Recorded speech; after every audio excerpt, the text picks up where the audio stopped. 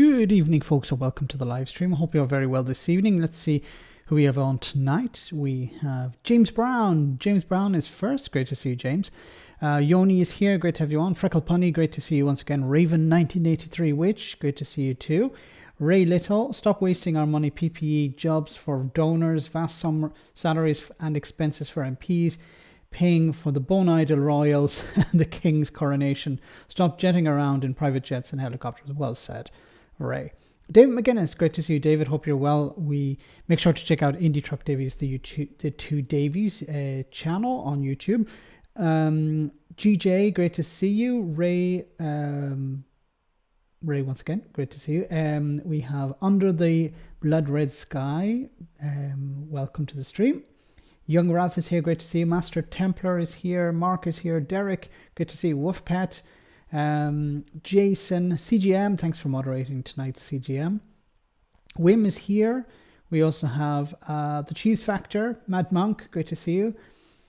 Who else have we got? Stefan, great to see you. We have also Killer, thank you for moderating along with CGM tonight. Roshin is here, great to see you, Roshin. Hope you're well up there in Ireland. Stu King President, Stu, welcome Stu, great to see you. Hope you're fine. Who else have we got? We've got Paged, great to see you. Countdown to Power, great to have you on. One Angry Pagan, great to see you too. Hope you're well. And so many more. Hope you're all very well. We have Doc Davies, we have Ava, we have Jim, and so many more. Hope you're all very well. Hope you had a nice week and you're ready for another weekend and crazy Friday. So as it's, it's the Tories messing about. Well, this one is, of course, a case of them being the nasty party again, or maybe they never changed at all. They were always the nasty party. So what are we going to talk about? Well, of course, the benefits situation where Rishi Sunak has introduced a few new policies, including one where people will not be able to get a sick note or fit note or whatever way you want to call it from a GP. This is one of the ideas being put forward or part of the plan, that instead people will be signed off by healthcare professionals, which are not GPs, which are not doctors. So it's somebody down at the DWP who will decide whether somebody is fit or not. And this, of course, is driven by, well, we need to bring down the numbers. It's not actually focusing on what a GP is supposed to do. A GP is focusing on the patient's health and deciding whether this person is fit to return to work.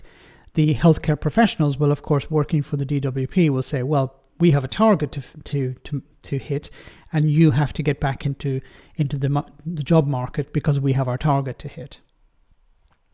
It will be, target driven, not patient driven. Ninja, thank you so much for that super chat. Ironic now that he's attacking the disabled at the center of social justice. Really is a kick in the face. Yes. Yeah, I really didn't understand what the hell he was doing at the Center for Social Justice. Is this some sort of ironic joke? The idea that Rishi Sunak is there.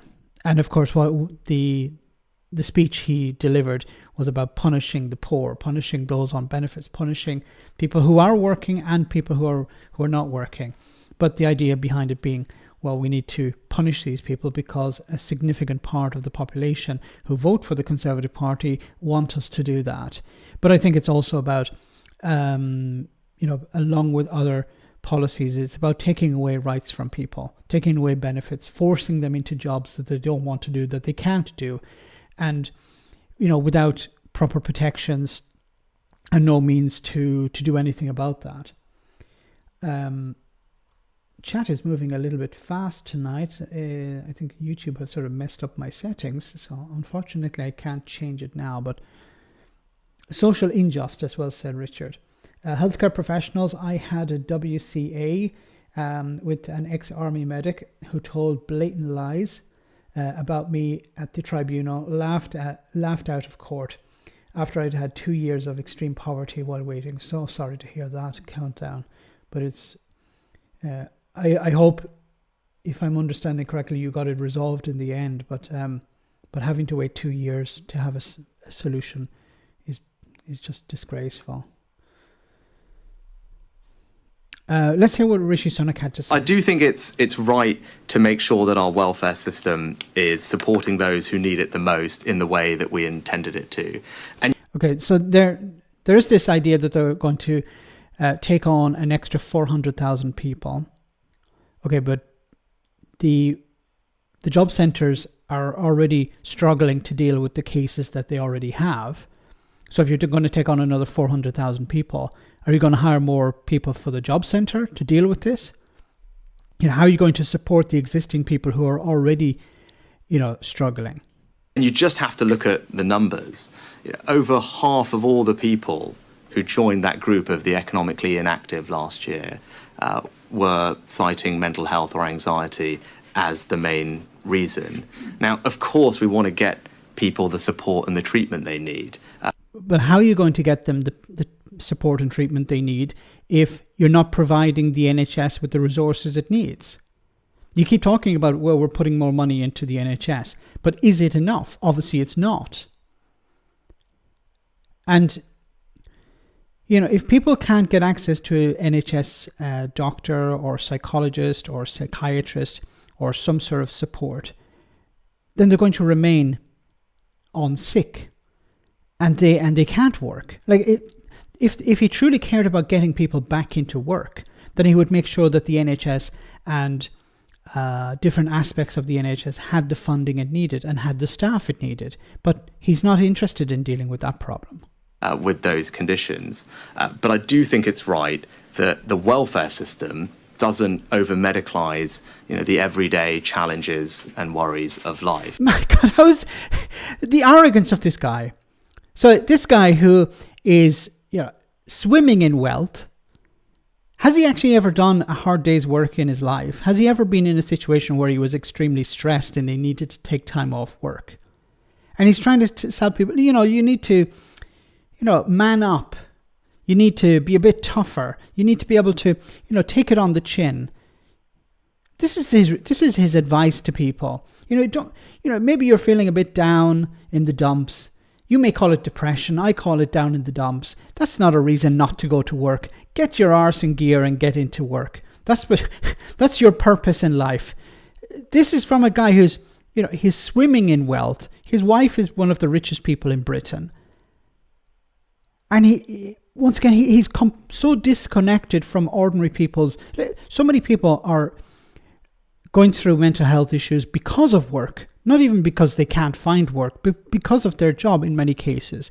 I know a lot of people, due to burnout, because companies are cutting back on staff for the cost of staff, they're driving the existing staff over the edge. Many people are just, because maybe they don't have protections from a union or whatever, they're just calling in sick. They're asking for time off. And in many cases, the bosses are not willing to listen to this, or the bosses are not understanding these problems, and it creates a situation where people just have to call in sick or ask for a sick note or ask for some sort of time off because of the workload, because of the stresses of the job. And the last thing you need is somebody like Rishi Sunak telling you, you just have to grim and bear it. Especially Alistair, thank you so much for that super chat, and great to see you on the stream. Hi Max, thank God this will be mitigated by the Scottish Government as they use doctors, nurses to do the health check for the DWP as it's devolved to Hollywood. Yeah, so this is at least in Scotland, maybe also in Wales, because it's I don't know if benefits are devolved in Wales, but in Scotland, yes, that's a very valid point. And this is something that many people probably don't know, that it's that in Scotland, at least you're going to be seen by a doctor, a GP, or a nurse, somebody who's qualified, as opposed to just some guy or girl at the DWP. Actually, because I believe very strongly in the evidence support, work is good for people's mental health, right? What do you do? What have you done in your life? How condescending is this guy? Work is really good for you. It's good for your mental health. In a sense, yes, that's correct, but not everyone can do it. And not everyone should be working in a situation where it's not good for their mental health. There's increasing evidence, and you cite a range of different studies, that actually people being in work see huge improvements in their overall health and especially their mental health. So we're letting those people down if we persist with a system which at the moment is writing far too many of them off as just simply not able to work, when we know that work will be very good for them. I just wanted to ask, Job Centre staff have already reported across the country unsustainable workloads and huge backlogs. Under this plan, they're going to have 400,000 more people to support into work. That is a lot of... I just want to read out Garrett's. My butler assures me that working is good for people. Are you confident that they're going to be able to manage that? And I have to ask as well, should Mark Menzies quit as an MP? Yeah, so the Mark Menzies story has come up quite a lot. It's a bit of an embarrassment for Rishi Sunak. Dylan, thank you so much for that super chat. Sunak is the most annoying prime minister in history. Yeah, up there with Liz Truss, I think. She was quite annoying as well. Although she didn't inflict it upon us for too long. That was the saving grace, perhaps. But yeah, extremely arrogant, annoying, and completely indifferent to the problems. Like, if he had come from a situation where he was sort of middle class, you could sort of say, okay, at least he has some sort of connection to this. But he's married to one of the richest people in Britain, completely disconnected.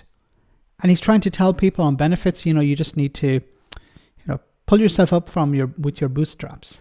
Thanks, Dylan, for that. So let me just take the second one first. It's right that Mark Menzies has resigned the Conservative whip. He's been suspended from his position as a trade envoy whilst the investigations into those allegations continue. For our part, I can't comment on our ongoing investigation while it's happening, and he's no longer a Conservative MP, as I said. Could you talk a bit more about the fit notes and the changes you want to make? Who is going to do this instead of GPs? Are there professionals? What training will they get? How will you recruit them, given that there does seem to be an issue with recruitment in the NHS at the moment? And if you're going to have a more tailored service, that will, of course, take up more time and be more complicated. Isn't that going to just add to the backlog? And secondly, why did you wait so long before acting on the serious allegation? I really wish the journalists would ask a simple question, a sort of yes or no question, because what happens is they ask these long-winded questions and it allows the politician to get around the problem of actually answering the question. About Mark Menzies. So on Mark Menzies, I've already addressed that, and as I said, there's an ongoing investigation, so I can't really comment whilst that's ongoing. On the fit note, the broader point here, before we get into the practicalities of what we're doing, is the why, and it's just to remind everyone of what I said, right? When we went from a sick note to a fit note, the whole point was we were trying to say, hang on, there's lots of work people may be able to do, right? And we need flexibility in this gateway to focus on what people can do, not what they can't. But that hasn't happened. As I said, 94% of the 11 million. So you're going to punish the people on benefits. So your party introduced a policy, or this policy was introduced and it was supported by your party and your government. And now you're saying, well, it's not working. So what we're going to have to do is we're going to have to punish the people who are relying on it. Okay. Yoni, thank you so much for that comment. As backlogs go, Sunak takes the title. Insulation intended. Insulation intended. Yes. He tries to blame, of course, the NHS backlog on striking workers. But of course, as I said before, if they're on strike, there's a reason why they're on strike. And of course, the media never asked the question of the politician, why are doctors and nurses or junior doctors on strike? They never asked that, because if you ask, well, they're on strike over pay and conditions, then why aren't you doing something about pay and conditions to get rid of the strike? If you care about bringing down the waiting list, then you would do everything. You would move mountains to avoid the strike. And it's not like they're wildcat strikes that just happen spontaneously.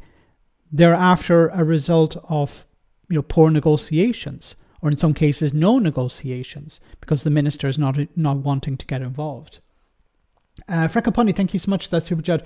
Daniel Blake, ought to be required viewing for those in the Tory party. I remember Tories attacking Ken Loach over the movie at the time. I have to be very angry with myself because I've yet to see that film. I've seen clips of it, but I haven't seen the whole film. So I want to sit down and watch it because it's so important, especially at this time. It was made back in 2016. Ken Loach, wonderful director and writer, and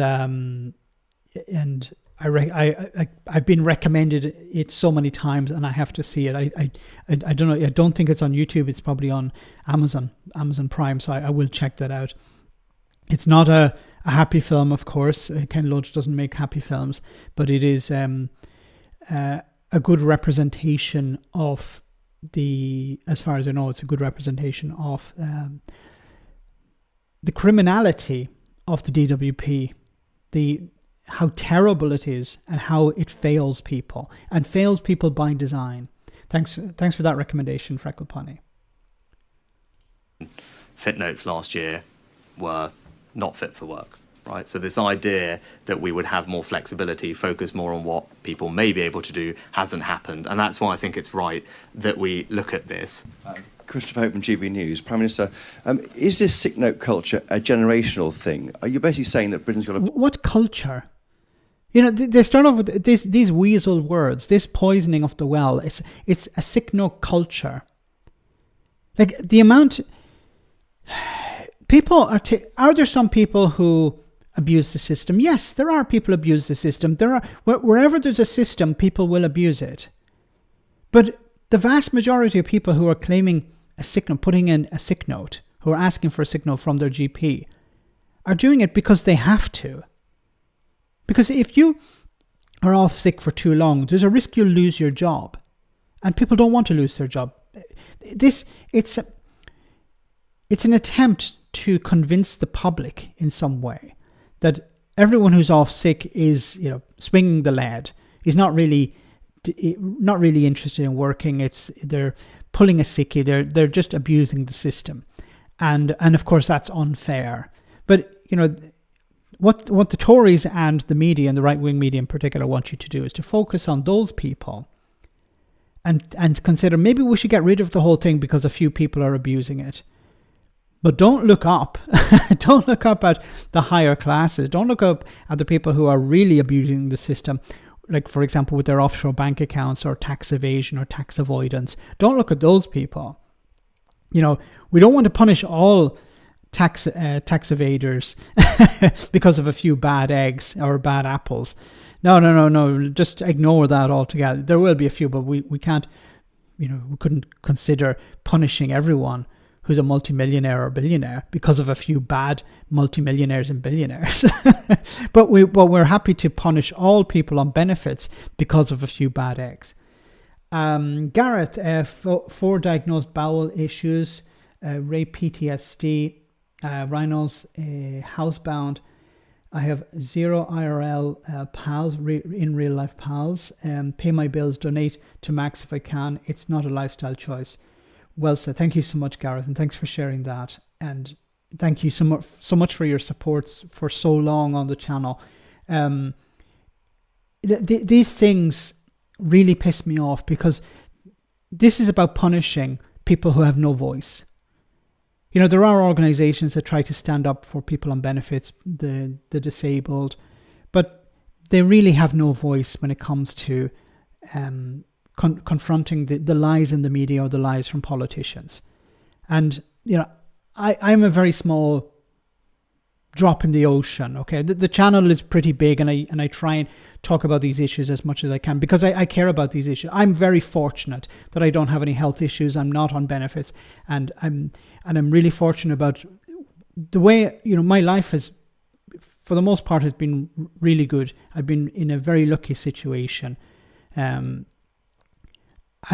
I know that I'm lucky. I know that I'm in a very lucky situation where I don't have health problems or issues like that.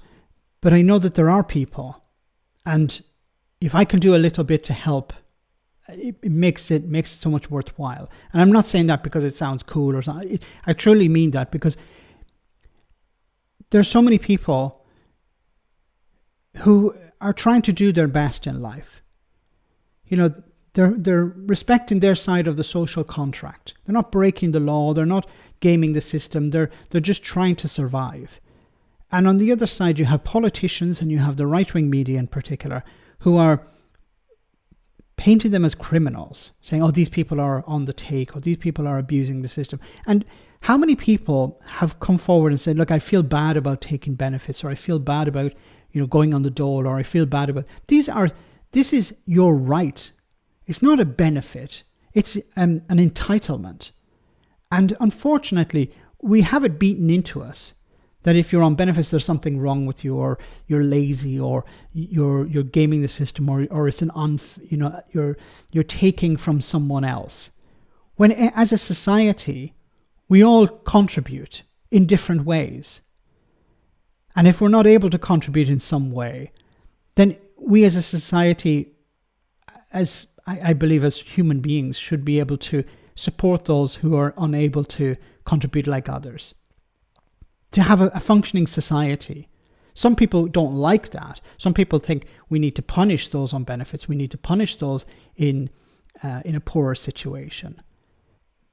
I completely disagree with that. And it's against the whole idea of a society. It's against the whole idea of a social safety net. It's like when I criticize food banks. Food banks should not exist because they're a demonstration of a failure of government, failure of society.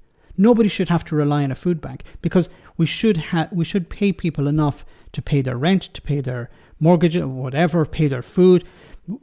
Nobody should have to rely on a charity because it's a demonstration of government failing.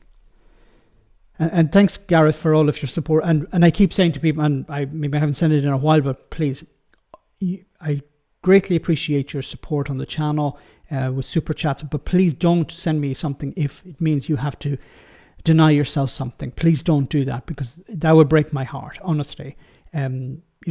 Smashing the like button or sharing the videos is a great way to support the channel. So please do not send me a super chat or a donation or something like that if it puts you in a difficult spot or makes you feel that you have to cut back on something. Please do not do that. Okay, so I just want to say that. Yoni, thank you so much for that super chat. Can someone name a Tory frontbencher without a scandal in their name, even one? That's a good question.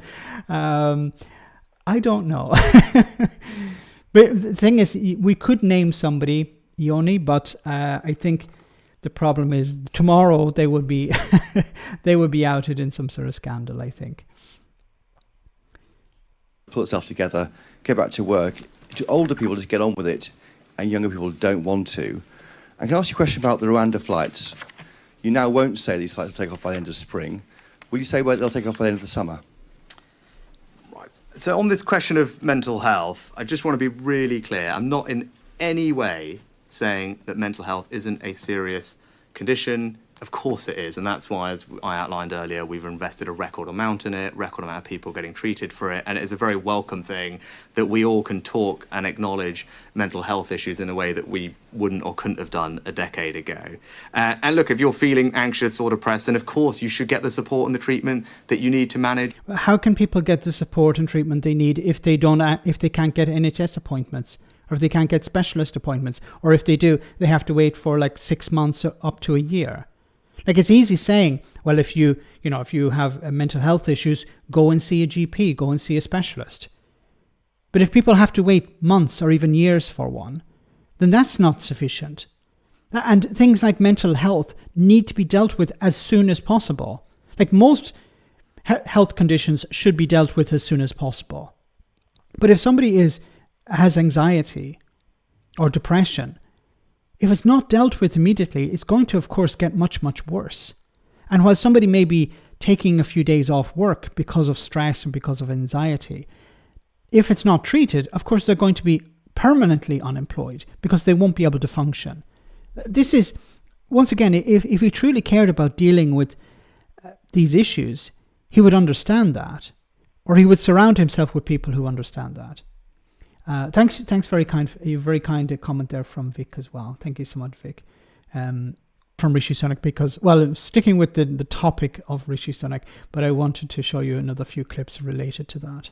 We are all swinging on the trapeze of life, okay? And below us is a safety net. And because we all get paid, or most of us get paid, as we swing on the trapeze of life, a few of the pennies that we earn go towards making sure that the safety net both exists and is in good working order. Now, some people hate the safety net.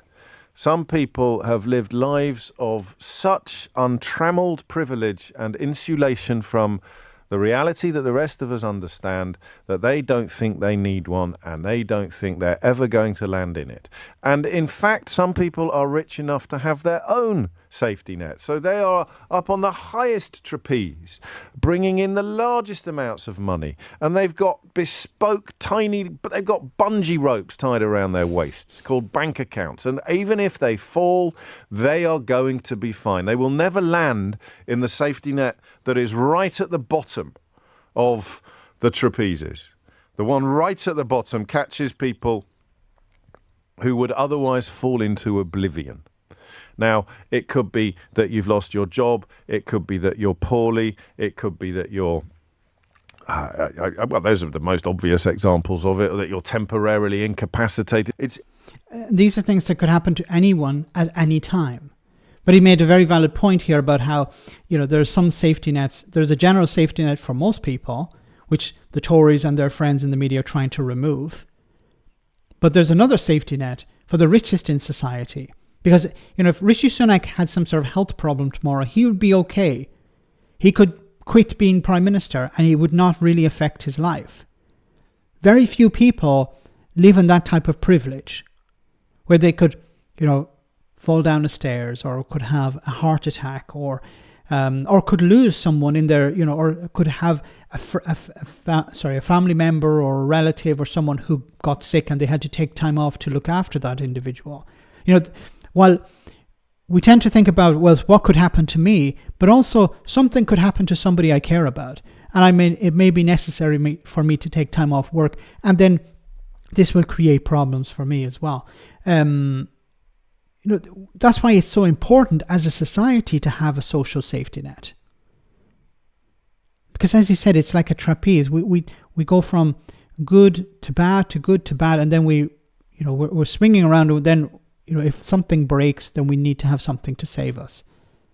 And as a society, we need to maintain that. I don't understand. Maybe it's, as he said, the reason is because these people like Jacob Rees-Mogg come to mind. Jacob Rees-Mogg, born into such privilege that he'll never need the social safety net. That he thinks, well, if I don't need it, then who else? Why should we even have it? Why am I paying into something? I think this is part of their mentality. Why am I paying into something that I will never use? Some of the rich will say about the NHS, why am my taxes going to pay for the NHS? I'll just go private. I'll never rely on the NHS. And this is their ration. This is their rationing. This is their this is their reasoning. Number 3, thank you so much for that. For the memberships. Thank you very much for that. Very kind of you. One to Sir Larry the Cat, Tom. Number 3 to yourself. Super Tiny and Ava, because YouTube do it randomly, so you got one for yourself, which is unusual, but very kind of you. Thank you so much for that. We have a super chat also from Yoni. Thank you so much, Yoni, again. The like button is behind the chat, seriously. Thank you very much for that. And we have another from Brad. Thank you so much, Brad.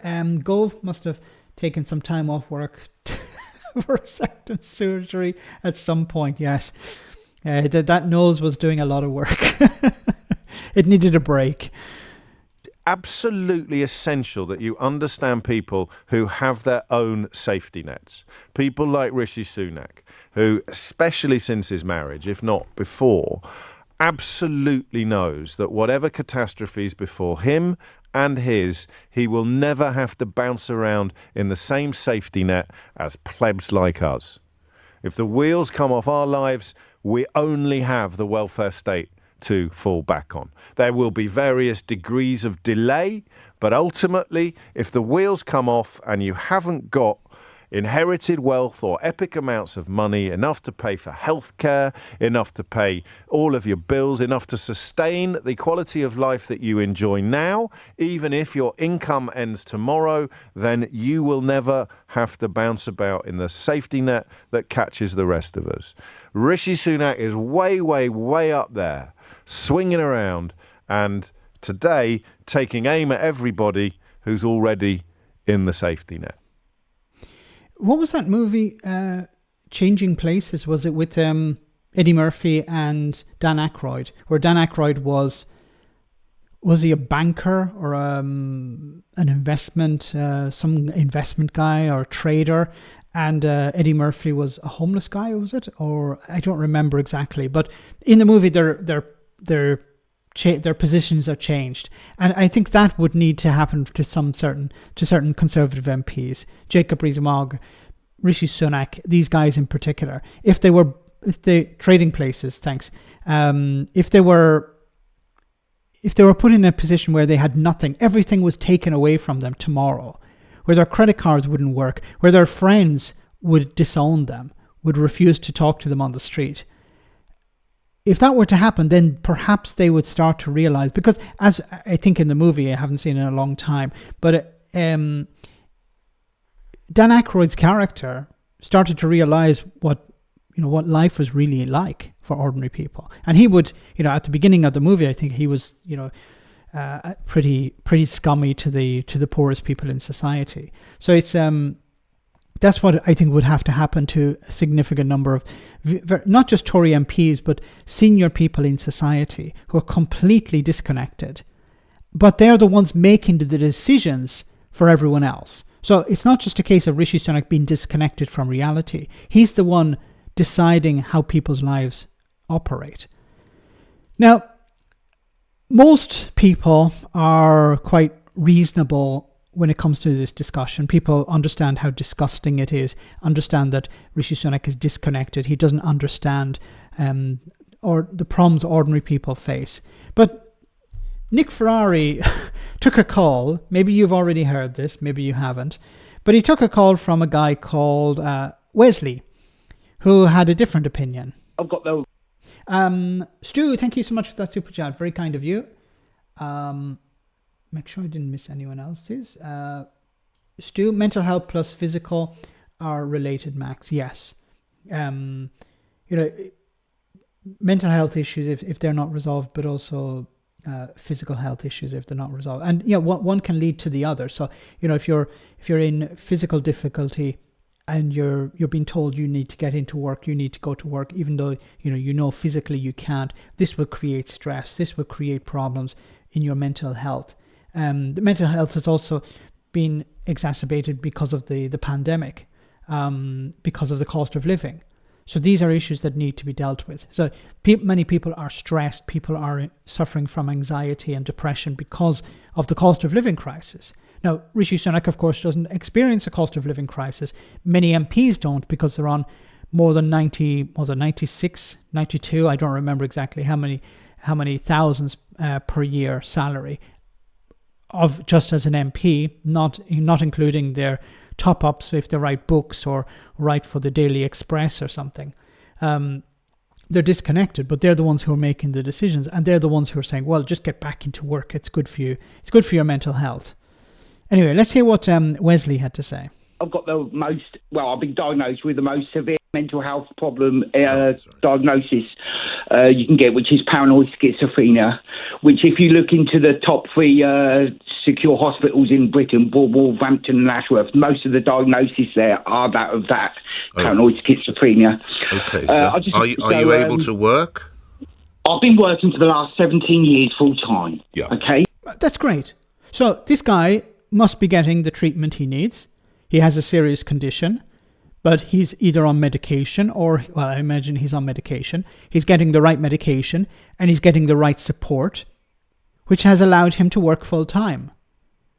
Now, I think, unfortunately, you know how this story is going to go, but you would imagine somebody like that would be saying, this is great. Is it great that we have the right support for people, that we're not punishing people? That is my point. So people are able to work, if there's some work out there for everyone, everyone can contribute. No, there isn't out there. There isn't work out there for everyone. There's work out there for some, but some people will never be able to work. Let's just be honest about this. And what's the point in forcing people into a job that they can't do to fill some sort of quota? Because that's what it is. It's for somebody to meet a target. It's not about the individual. It's about somebody meeting a target. And that's what it's going to become even more going forward. Let's park for a moment that they care about the individuals. They don't care about the individuals. If they cared about the individuals, they would say, okay, let's have a GP assess you. Let's have a healthcare specialist, an expert, I should say, somebody who's actually qualified to assess you. And then together you can decide whether it's a good idea for you to work or not. But instead, it's let's force people into these jobs. Cavan, thank you so much for that super chat. Thanks for your support. It's my belief, I've been, as I say, I've been working for the last 17 years, and I work with people with mental health problems, and some of them are genuine. Is this crackdown necessary in your view, Wesley?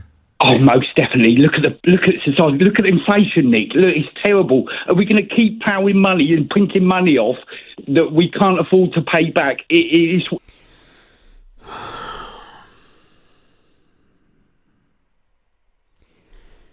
Since the pandemic, hundreds of billions, not hundreds of millions, hundreds of billions have been transferred to the wealthiest in society.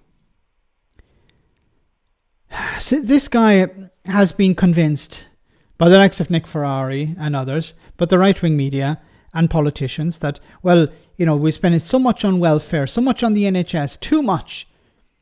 Will somebody please think of the poor millionaires? The richest in society have increased their wealth something like 1,000% over the last few decades, while the poorest in society in some cases have seen their wealth, if you can call it wealth, disappear. And somebody's saying a Tory plant. Maybe he's a Tory plant, but these people do exist, unfortunately. Yoni, thank you so much for that super chat. There's actually work out there for a couple of million people more than there are qualified applicants. Find the operative word here. Yes. There are lots of people, but there aren't that many qualified positions. It's worrying. And Conservatives are good, but they're doing it too little, too late, Nick. Do you enjoy work, Wesley? Oh, I love it. Okay, maybe he's a Tory plant. I don't know. Read the Daily Mail too much. To focus on, well, there's inflation and there's money being spent. Well, we're spending too much money on these people. Just if Wesley is listening to this, probably not. But if you are, have a look at how much wealth, how much money has been transferred to the richest in society. People who don't need the money. Like, we're not talking about people who are taking this money and spending it in the economy or investing it. We're talking about people who are using it to buy assets, who are moving it into offshore bank accounts. These people this is not trickle-down economics, okay, which obviously doesn't work.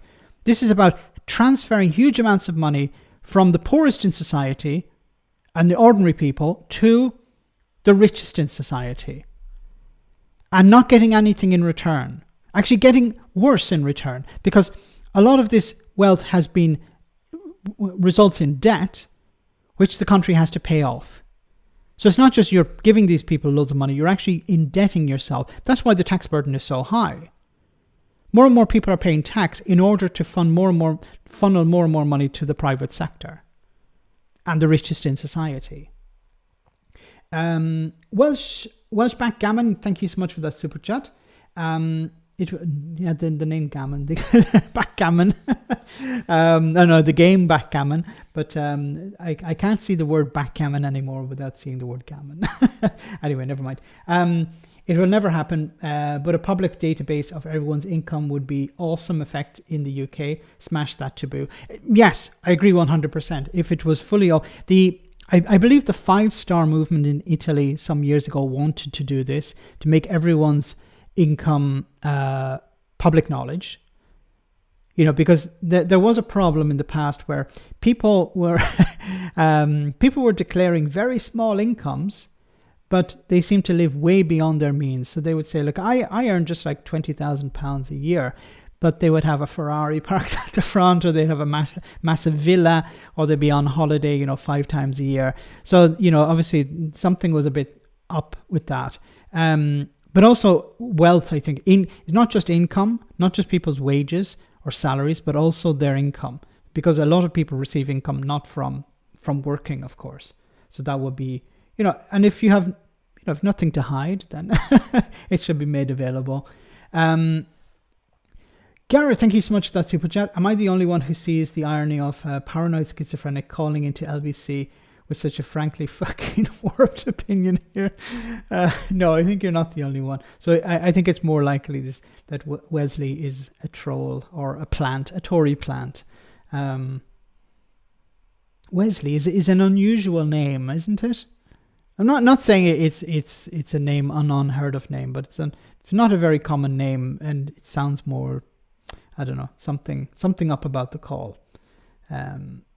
Giving people on benefits too much. There was another call to LBC. I think it was to Ian Dale's show, and of course Ian Dale didn't push back too much on it. But there was a guy who was claiming that he receives £500 a week on benefits, and he was criticizing it. But not really criticizing it, but sort of saying, oh, well, everyone, I get £500 a week on benefits. So, people on benefits are doing really well. It's like, huh? If you're going to, the lengths people will go to try and tarnish, to try and punish, to see people punished eventually. Anyway, Alice, thank you so much for that super chat. My work got me a private occupation health report when I was depressed and I was deemed unfit to work. This should be available to everyone. Yes. So if somebody's not able to work, they should be permitted to take the time off they need. And, as a society, we want people to be happy and healthy. We want them to be, content in their work. And if they can't have that, then as a society, we should be available to help people, to support them when they can't. Thanks so much, Alice. Thanks so much, Gareth.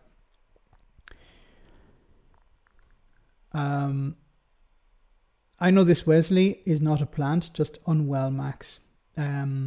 Thanks to. So I try not to go down the road of this person is a plant, but sometimes it sounds so out there that it's that they do sound like a plant. But if you believe he's not, then I'll go with that.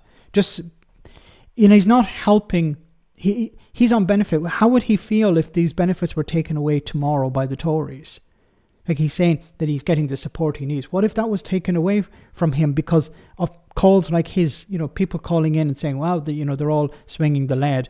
Well, if the Tories are not going to take benefits away from people who are swinging the lead, they're going to take them away from everyone.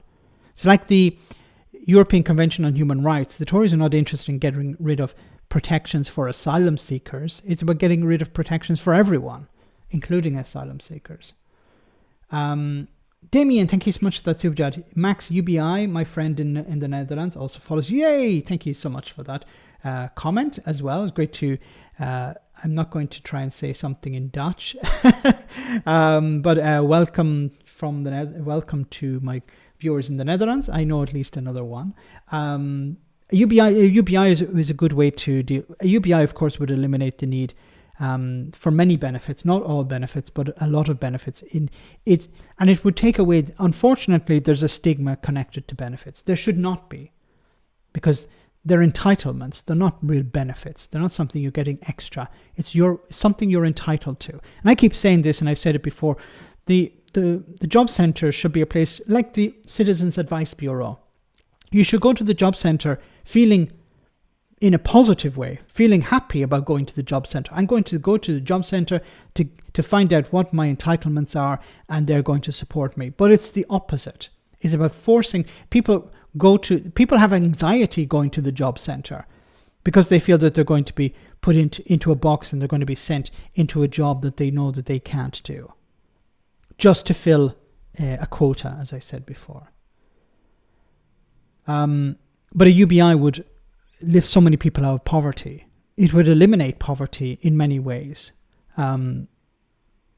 And I keep saying I need to get somebody on the live stream, but or on the channel about a UBI. Anyway, guys, I've gone way over the break. Let's have our comedy moment now, and then we'll be back in just a jiffy with more serious stuff.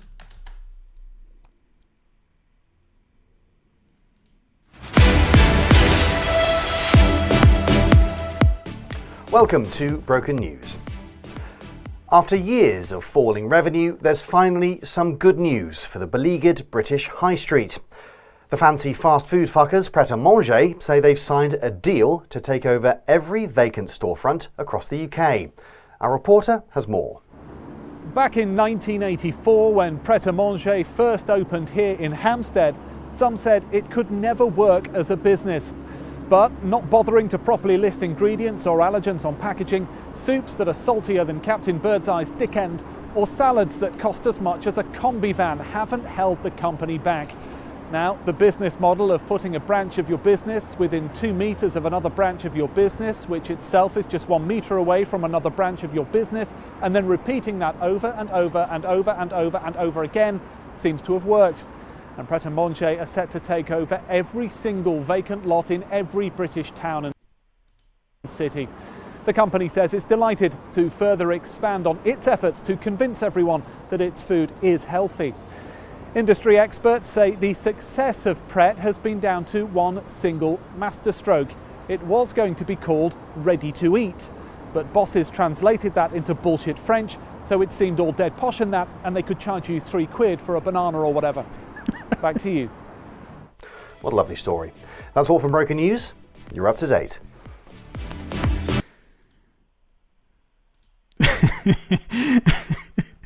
£3,000 for, what does it say there? Oh no, let me bring it back. Egg salad for £1,000. Oh, probably worse if you've ever been to the airport. I think it's even worse than that. Anyway, the Tories are in a bit of bother, of course. Again, every week there's a new scandal. So what's the latest one? Well, a guy called Mark Menzies. Some breaking news for you, and that's in the case of Mark Menzies MP, a Lancashire police spokesperson. Sorry, I said Menzies, sorry.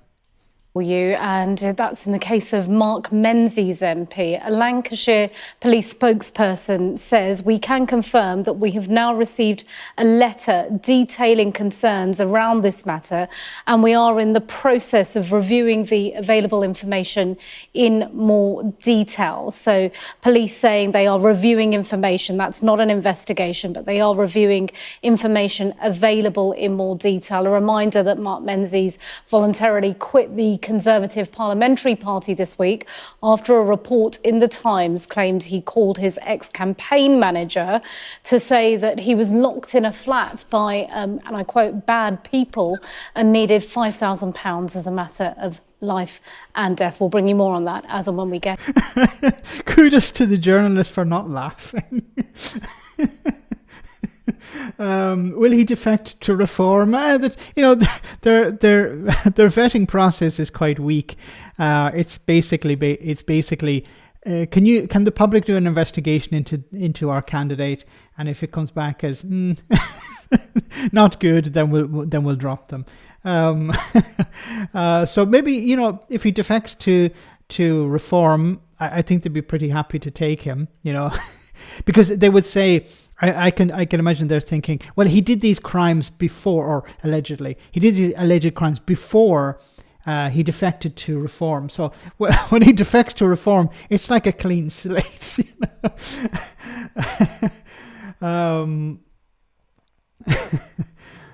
my goodness! And what is it about Donald Trump farting in court? I saw something about that. Now I want to move in a completely different direction just for a moment, because this is a very interesting story that popped up. We know that there's a shortage of healthcare workers. We know there's a shortage of doctors, nurses in the NHS. And last year, West Streeting, I'm going to show you something very interesting in a moment, so don't go away. But last year, West Streeting said that going forward, the NHS would rely more on AI Now, when I was thinking about that, was what did he mean by AI? How could the NHS, it needs to recruit staff, it needs doctors, it needs nurses. How could it use AI to help? Is it maybe in diagnosis? Is it checking paperwork? What? Well, this is a company. I just want to show you this. It's 8 minutes long, but I'm not going to show it all of it. But this is an AI nurse calling a patient and having a conversation with the patient. Garrett, thanks so much for that super chat. 5,000. I couldn't swindle my way out for 30p. Call up Lee Anderson. Thanks so much, Gareth. Anyway, I just want to show you this. This is both interesting and frightening, I think. Hi, this is Linda calling from Memorial Hospital on a recorded line. Is this Albert Wu? Yes, it is. Wonderful. I'm calling on behalf of Dr. Brown, your cardiologist. To protect your privacy, can you please share your date of birth? It's January 1st, 1950. Thanks for confirming that. I'm your AI chronic care manager. Dr. Brown asked me to check in on you after your discharge from the hospital. Is now a good time to talk? Sure. Great. Before we delve into your health matters, I think it would be beneficial to learn a bit more about you. Is that all right, or would you rather we get straight to the point? Sure. I enjoy talking to you. I'm relieved you're back home. It's always comforting to be in your own space, isn't it? Can you share with me what you're excited about doing now that you're back home? Well, I'm excited about watching the Oscars tonight with my wife, and it's good to be back home away from the hospital. I have my grandkids here visiting, and my dog, Stevie Ray, is here too. Can you tell me how many grandkids you have, and what breed is Stevie Ray? I have 3 grandkids, and Stevie Ray is a Bernedoodle. That's wonderful, Mr. Wu. Let's shift our focus a bit and talk about your medications. Have you had a chance to get your... Okay, now, this goes on for about 8 minutes, and the nurse, quote unquote, is asking the patient about his health condition, describing things. He asks her some questions, asks her, it, whatever you want to call it. The AI nurse asks some questions like, should I take this medication, or how many? It says on the prescription that I should take it 3 times a day. Is that right? And then she corrects him and says, no, you're supposed to take it once a day. 3 pills once a day or something like that. But it goes on. This is really, really interesting because it takes some of the work away. So a nurse would probably have to call up a patient anyway. This is not taking away a nurse from doing their nursing job in the hospital, but it perhaps takes away some of the work that a GP or a nurse may have to do. Like the nurse may have, okay, I have to call 50 people. Well, if I actually have this tool, this AI tool, they can do it, and it can write notes for me. It can send me the notes by email, so I can check with the patient. I can know, okay, these are the issues the patient is having, and it can have a transcript of the call as well if I need to go through anything. But in the positive way, this could offload a lot of bureaucracy and some work that the nurses would have, and free them up to do other jobs. But on the other side, this could replace a lot of staff, because as you saw there, she asked things like, what breed of dog do you have, and how many grandchildren do you have? So this is building rapport with the patient. This is really important. Now it's said here, no, I don't have it here, but there was a report on comparison made between an AI nurse and a real nurse. And on many occasions, the AI nurse had a better rating because they had better bedside manner. They were more friendly. They were more able to provide information. And you saw, but for me, it was really, really interesting how she asked about the grandparents and the dog. So this is not just some script that it just repeats. Okay, ask this question, ask this question, ask this question. It's actually listening to what he's saying. If AI replaces all the jobs, there'll be no point to people. Cue the Terminator. Yes. Stealing info for the max danger. Yeah, this is a potential problem. Is who owns the information? Because if you're, generally if you're talking to your doctor or your GP or a nurse, that information remains between you and the doctor. But if you're sharing it with an AI, well, the company who owns the AI, in a sense, may own your data, and that is deeply concerning. because then they can say, okay, well, maybe we should give you this type of medication and we work with this supplier. So, this could be a way of, but also they can use this data to discover, okay, what type of patients do we have? Who are the patients we should hold on to? Which are the ones we should get rid of? The nurse sounds like a scam call. I don't trust it. Well said, Peter. Yes, at the moment it does sound very, but it does say at the beginning, I am an AI. So there is a bit of honesty there. It doesn't sound very natural. Okay, it doesn't come across very natural, but it is something that's getting better and better.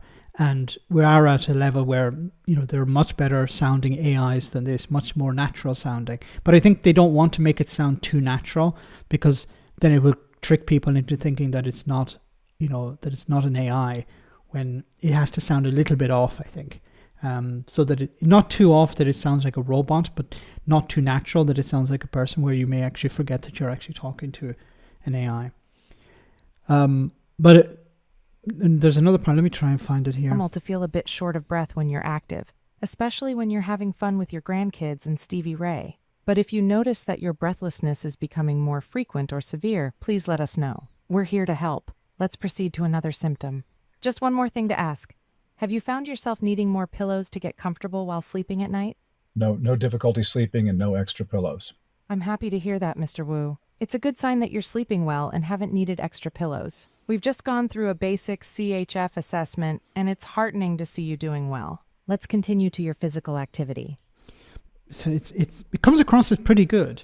It's following a flow chart of questions, face-to-face appointments, checkup, things that won't be noticed over the phone, chances of misdiagnosis, etc. with this stuff. Was said, killer. Yeah. So if it can only really work within its framework. So if it was face-to-face, if somebody was having a twitch or they looked a bit sort of nervous or something like that, that's not picked up in their voice. Or they had a rash, if the AI would not be able to notice that. So this is why it could be a support for a nurse, but it could definitely not replace a nurse. Certainly not yet. So I think it's, once again, I'm not an enemy of these things. I don't think that, these things, we shouldn't rely on them because it's an attempt to replace staff. It should always be a support to staff. And I think some nurses may find it actually quite useful. Until it gets computer says no. Yes. Anyway, let's move on. I just wanted to cover that because I think this is something we're going to see more of going forward. No, let's go with this story here. So, Rishi Sunak and the Tories, of course, want to get the Rwanda bill through Parliament. It will sit there and vote until it's done. Sunak promises to get Rwanda bill through Parliament on Monday. So it's been bounced around between the House of Commons and the House of Lords, and of course the Tories have been attacking Labour in the House of Lords for stopping it, saying it's the Labour Party is stopping it, when in reality the Tories are the biggest party in the House of Lords. They don't have a clear majority because there are also cross-bench peers. But the Tories can't say it's Labour blocking it because, Labour don't have the numbers to block it. But it's just another attempt to trick the public.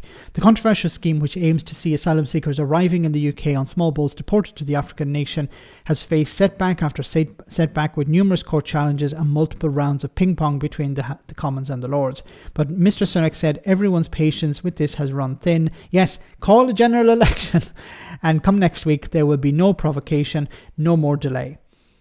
The flagship scheme was first announced by Boris Johnson 2 years ago this month, but despite millions of pounds already being paid to Rwanda, not one flight has taken off. So we can sort of blame Boris Johnson for this.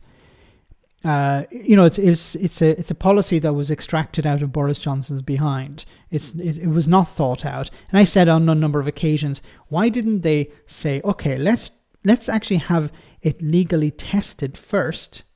Let's see let's get some lawyers to actually read it and check if it's legal. Then let's reach out to some airlines and ask them if they're willing to transfer people. And then once we have those things sorted out, then we'll put it into legislation. But no, they did it the other way around. Why can't they bring Rwanda here? That's what they should do. That's amazing, Sam. That's the solution. What they do is create a new Rwanda somewhere in, I don't know, in the East Midlands, and name it Rwanda, and then they just move people there. And then Rishi Sunak has said, "Look, see, we flew people to Rwanda."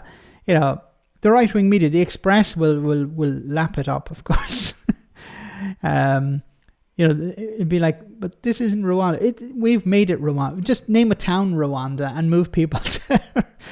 But the Prime Minister, who has made stopping the boats a central, like he's said in the past, he's trying to push legislation through that would deem Rwanda safe, even though it's not safe. So what would stop him from saying this town in Cumbria is now called Rwanda, where we've legally changed the name of this town in Cumbria to Rwanda, and now we're going to send people there.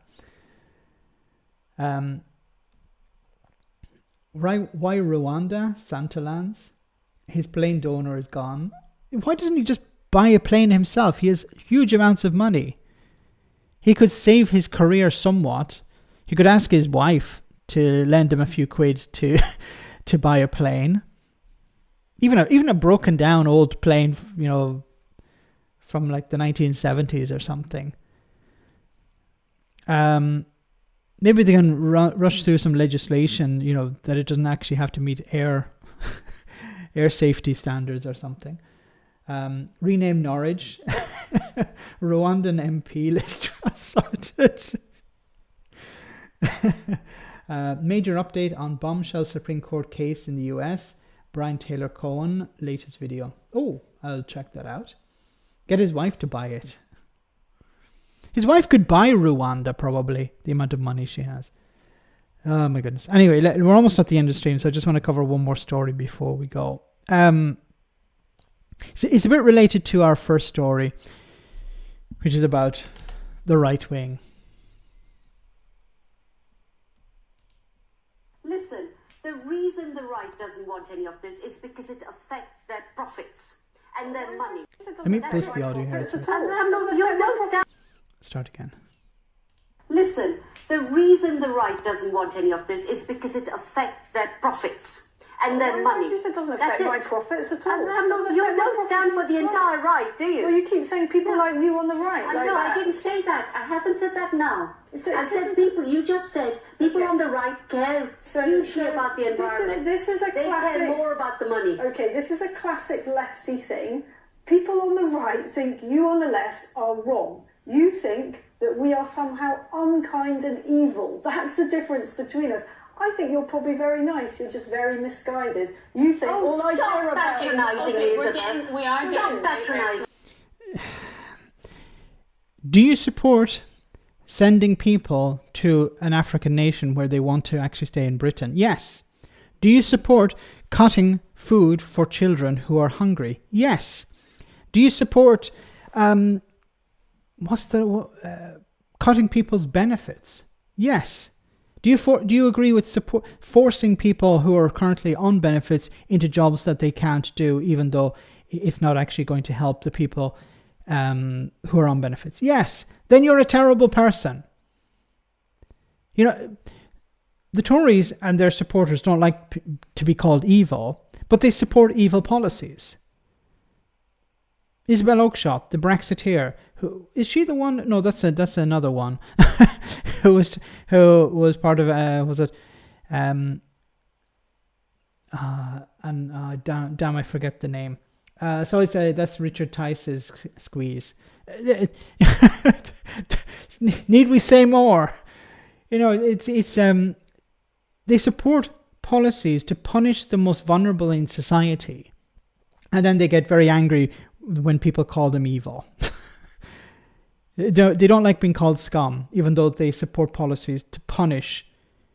You know, austerity. Do you think Isabel Oakeshott is a supporter of austerity, or does she think austerity was terrible because it killed 300,000 people? I can guarantee you I know which side she's on when it comes to austerity. Businesses are suffering because of Brexit. Farmers are going out of business because of Brexit.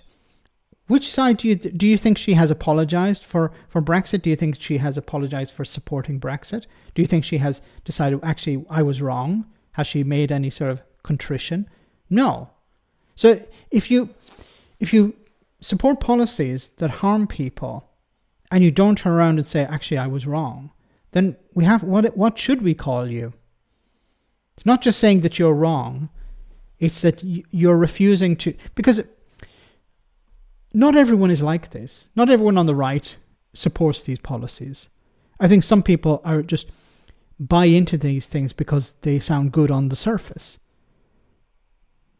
But I think most reasonable people would not support children going hungry.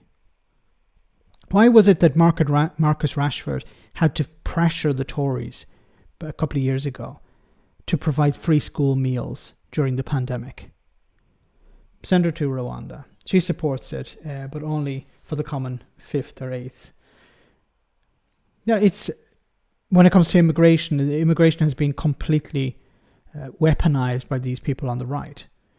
What we need to do is punish people who are punish. Like they keep saying, we care about the welfare of these people, but don't set up a processing center in France, because that would result in them not crossing the channel, and some of the people crossing the channel will die in the sea. Well, that's a price worth paying for sovereignty, or that's a price worth paying for securing our borders, or whatever. That's the sort of rhetoric.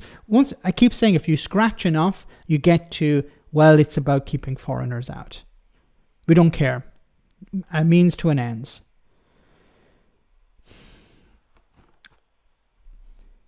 Just read some more of your comments. We should be glad lies and oak shit do not inflict themselves on anyone else. They would attract one another like dust attracts dust. Said. The island of Britain is not self-sufficient. Thatcher knew this. Yes. Anyway, guys, we're almost at the end of the stream, so I want to say thank you so much to everyone who came on. Thank you so much for your support. Thanks for your super chats, and thanks to the moderators for doing a wonderful job. Remember to check out the Sunday roast this Sunday. We have 2 wonderful guests. Hope you can see that. I'm on it. Alex is on it, and we have 2 wonderful guests, so do check that out. Usual time on Sunday. Before we go, we have our one for the road, so I hope you enjoy this before we finish.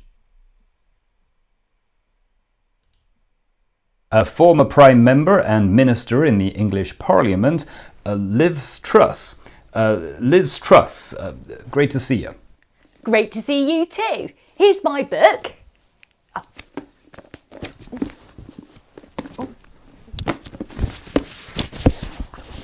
You wrote that. Oh no, but it's my book and you can't take it away from me. You were Prime Leader of the United Kingdoms, weren't you? I know. For nearly 2 whole months, can you imagine? It's an extraordinary story. So how does this compare to what happened to Daddy Trump? Well, what happened to me was I got a mandate from Conservative Party members. Right, and is that how Prime Ministers are usually chosen in Britain? These days, yes. And how many people voted for you? Several thousand at least. So that's what? Half the country? Oh, don't make me do maths. Math. No, thank you. I don't do drugs. When I got into government, I was suggesting all of these great ideas, and I had people saying to me, don't do that, it will crash the economy, or don't say that because it will spook the markets, or don't go in there because it's just a cupboard. Wow. And sometimes they tried to stop me from speaking. That's terrible. By talking about ferrets. Ferrets? It's a type of domesticated polecat people keep in their trousers. Are you sure you're not on drugs? So what we need to do is dismantle the whole administrative state. So, like Trump, you'd replace all of these people with true believers in conservative ideology. As long as they know how to buy cough medicine and take deliveries. What? Actually, maybe we just don't need them. When has the state done anything useful for anyone? Just abolish it all. Let the people do what they like and then we'll see real growth. Inspiring. But let's bring this back to Trump, because I'm literally not allowed to spend more than 30 seconds without mentioning him. He's on his way back.